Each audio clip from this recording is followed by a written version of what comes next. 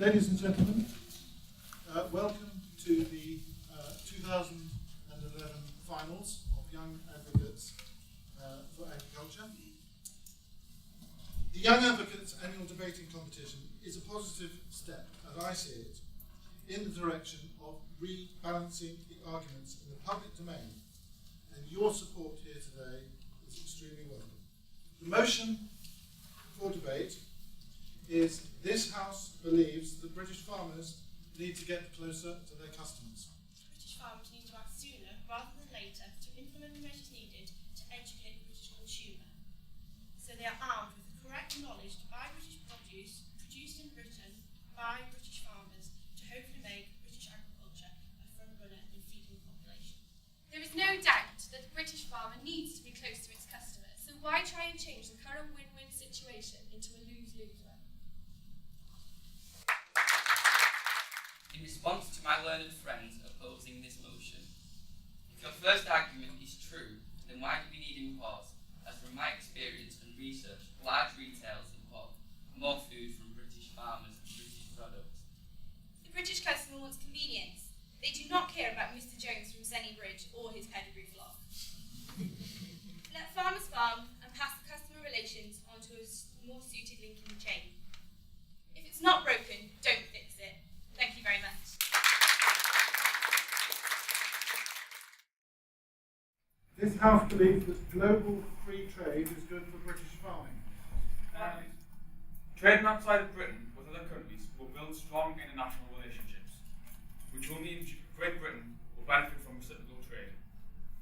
As other countries develop, this should make them less dependent on aid from the likes of Britain, therefore improving market conditions and reducing our debt. So, ladies and gentlemen, I will be blunt.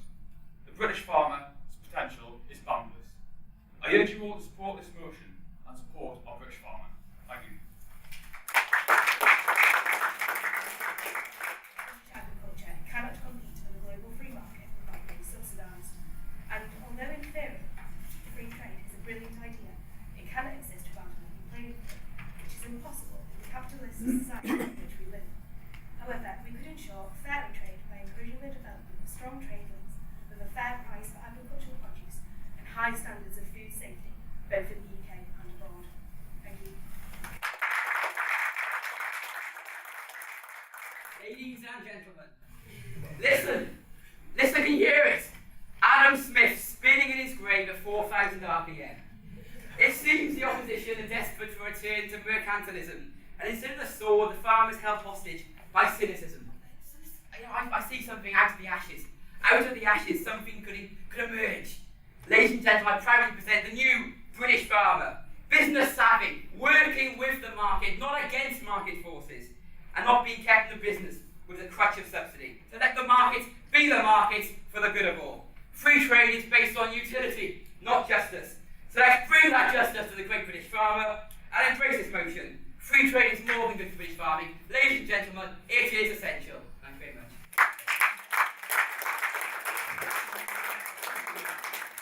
To give any true points as to why it could help. There are no good points as to why global free trade can help developed countries, including agriculture.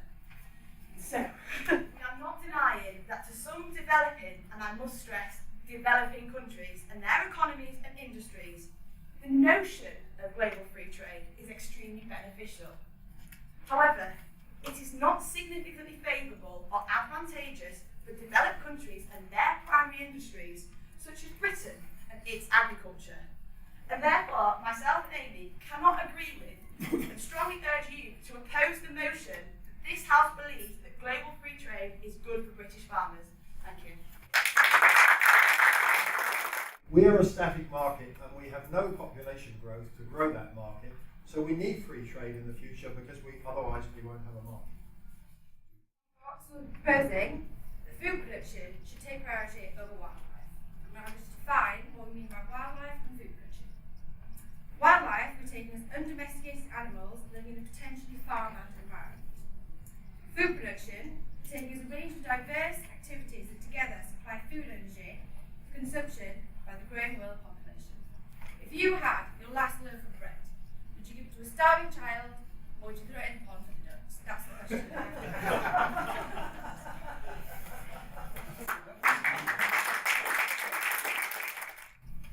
wildlife is vulnerable. We are opposing this motion because we believe that wildlife can't come second. Your definition, or what your first stated, you didn't say it came second. You said that it should take priority. Now the motion is that it's second place. You want it to be second place. We cannot farm without the wildlife that we live in. We must protect our wildlife. Balancing the food chain is what it's about. Balancing it for the poorer nations of the world and helping our country prosper. Thank you. I'm not saying no wildlife, of course not. But these areas are those that should be dedicated, not the good agricultural land. 14% of EU territory has been declared and proposed under protection under the Habitats Directive in 2008. I believe that this is enough. We can use those specific areas for wildlife and keep the rest for our ever-growing food population. Thank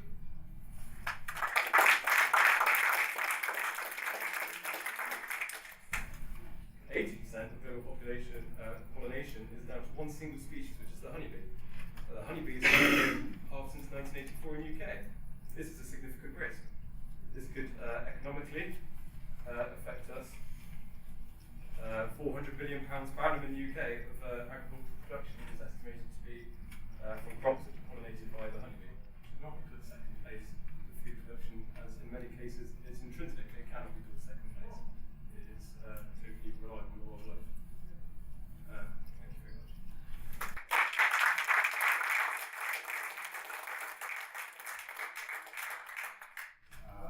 Agriculture can greatly feed an increase of population if the politicians let us get on and do it. Thank you. Can I ask you to raise your hand if, along with the Royal Agricultural College, you believe this House believes that that wildlife must come second place to the imperative for food production? All those in favour, raise your hand.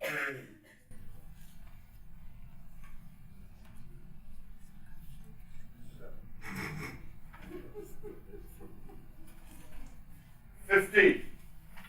Okay, and if 40. Okay, and if you are in opposition to the motion, this House believes that wildlife must come second place to the imperative for food production, please raise your hand. More than 40. All of you have got the ability to speak in public very persuasively and confidently, and wish you all the best. It's good and thoroughly enjoyable. Introduce the Right Honourable Minister of State, Mr. James Pace, who is going to present the prizes as we bring them up. The winners, Amy Rose Sharp and Charlotte Flynn from Newcastle.